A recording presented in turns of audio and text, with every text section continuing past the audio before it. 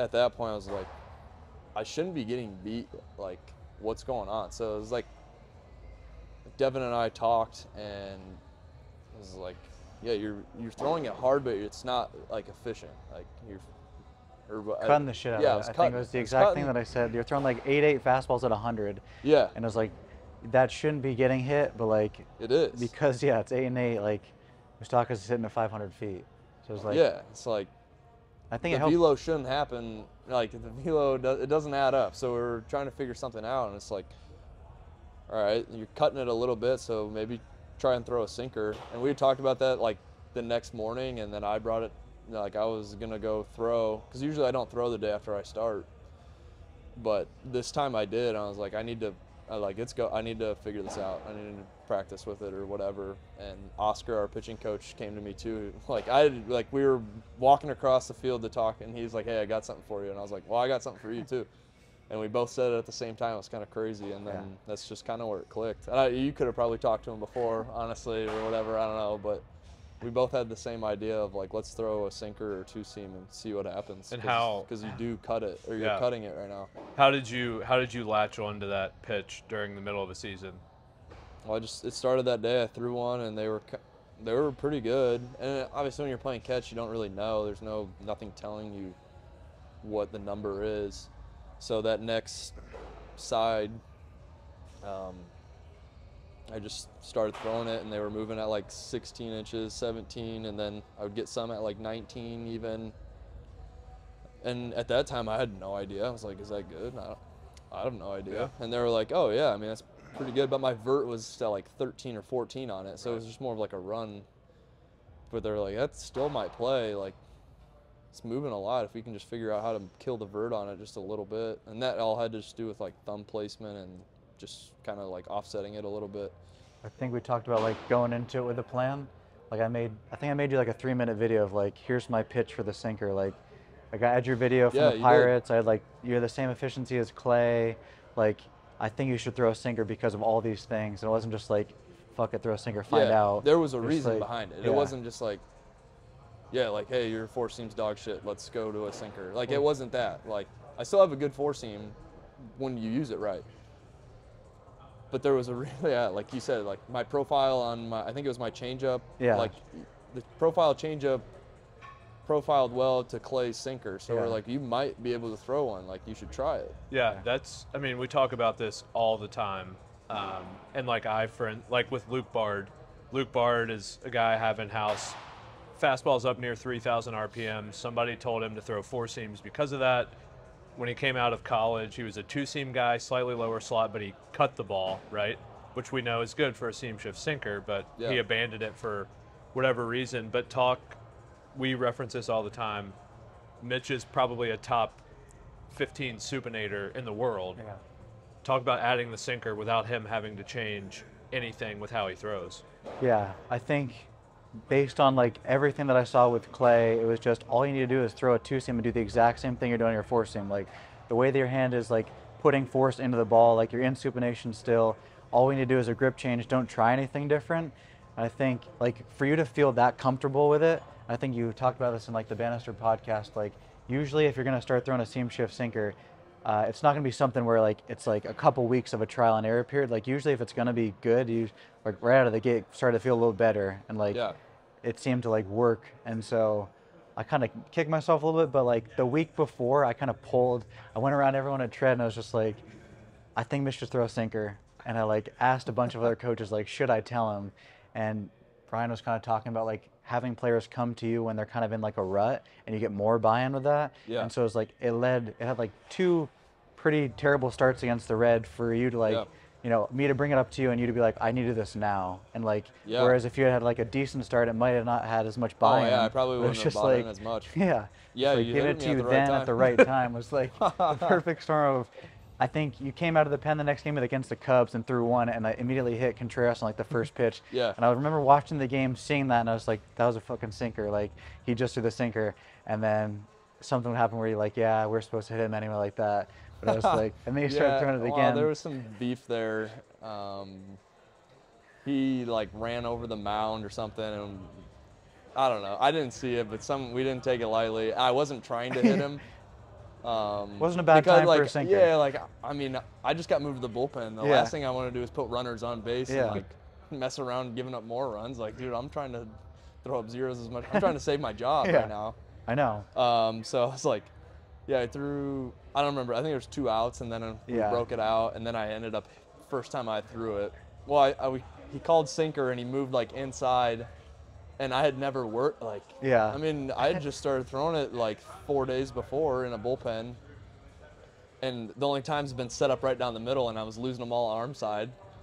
And so, of course, he sets up inside, like, trying to get an inside heater in there, and I just let it rip, and I hit him right on the elbow, and I was, it's like, oh my gosh, this might be the end of that pitch too. So yeah, but like more buy-in, yeah, and then. The next start, you going to Dodger Stadium, like you started again? No, and then I had one. So I had one more bullpen outing. It was against the Rockies, and it at home, and it, like, I think I broke like 6 or 7 bats. I mean, it wasn't on the scouting report probably at all. Like, why would it be? But yeah, that's kind of where it started being better. I didn't throw too many. I think I only threw like 10 or so that game. But then, yeah, the next start, Dodger Stadium. Had me start in Dodger Stadium, and that place is electric. So I was like 96, 97. Yeah. 98. When did the sinker get good? That start? Yeah. That's pretty good. And then which made the sweeper better because you had Yeah, like 'cause that was- 85-mile-an-hour slider going Yeah. one way, and then sinker going And the other. so I actually went back and watched video. That start against like coming out of the bullpen against the Cubs, I was trying to throw a sweeper, or I had a different grip. I think I had like the curveball grip or Yeah. something, but it wasn't. We were just trying to get something to move more than, because the gyro wasn't working out for me. I just lost the feel. So we're trying to find something that was moving like 10 inch, negative 10, and I was like wasn't getting it, and then I just went to the sweeper and I just started picking it up. And then, yeah, against the Dodgers, it just they all kind of clicked a little bit. With the sinker, tread network wise, did you talk to Clay about it? Oh yeah, yeah, me and Clay. So when I started picking it up, I was texting Clay. I was like, dude, you gotta what are you looking for? And he was like he's like, just tweak the ball like this way a little bit. He was sending me pictures of the black ball with the thing on it and trying to get the slow-mo and seeing it move. I would send him like edger video, just trying to see what he had on it or whatever. And he would give me as much as he would, like, I mean, he's still playing with another team, so he doesn't want to give me all his secrets or whatever, but he was helping me just a little bit, like with finger pressure, trying this, trying that, on what made his really good. And yeah, he was awesome about it, just trying to help me out. Yeah, it's a good guy to have. I know, like, I would say 99% of our big leaguers who want to add a sinker, they're like, can you send me the Clay grip? Like, Yeah. do you have video of him throwing it? Yeah. Yeah, I don't think his grip is too crazy either. It's No. just kind of offset maybe just a little bit. I mean, he's just blessed, dude. Yeah. He's huge and throws hard. Yeah. Yeah, I think, like, even when Clay came to 1.0, I'll never forget, the sinker had been, like, kind of inconsistent. I actually told the Cubs about this because Clay had a decent year. I know him and Ben worked through some mechanical stuff for velocity, and I remember just sitting there. Obviously, I knew of Clay. I had seen the sinker be good. Oh, We yeah. put the Rapsodo down. We put the TrackMan up. And obviously, I explained to him, axis, efficiency, what we're kind of looking for. We'll see when it catches a ton on TrackMan. It'll get down to 0 or even in the negatives. And then we'll just go off of that, use the Rapsodo to see your axis efficiency. And I mean, as soon as you showed that guy that technology, like, it was like that. Every sinker was dialed. It just clicked. Like in spring training, you'd throw him, and I think he always got the initial thought that, like, hey, it's not a good pitch just because we were using Rapsodos and it wasn't getting the full thing. And that at that point, that was the difference. Is like, dude, the sinker's elite. It's just, but the TrackMan said it's not though.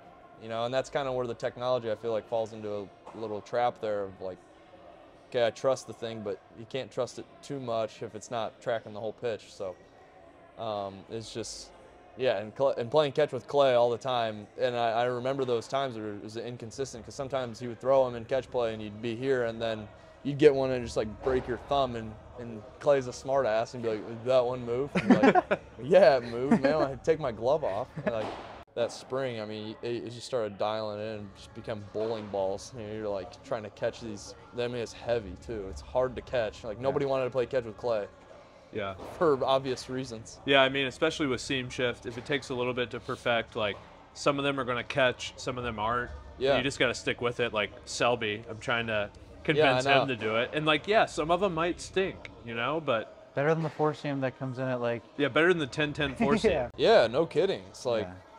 I'd rather take a shitty. I think that was the first thing that we talked about too. Is like, for you, out of like the first pen, the first like side that you threw, is like, don't worry so much about keeping it like sub 12 vert right now. Let's play like the horizontal game and like get there first, and then we can kind of work it down to get a little bit depthy. But it's like right now, you know, better than 10-10. We're getting like 16 inches of horizontal on it. It doesn't necessarily need to be like, you know, sub 8 vert. It can be, you know, 10, 16. I don't think I've ever gotten to sub 8 for maybe my last bullpen, but like those first couple weeks, Yeah. definitely not. I was like 12, like 11, 12, and I think it was just all like knowing how to throw it. And then once you get, like you said, like, okay, we got the 16s, we got the 18s.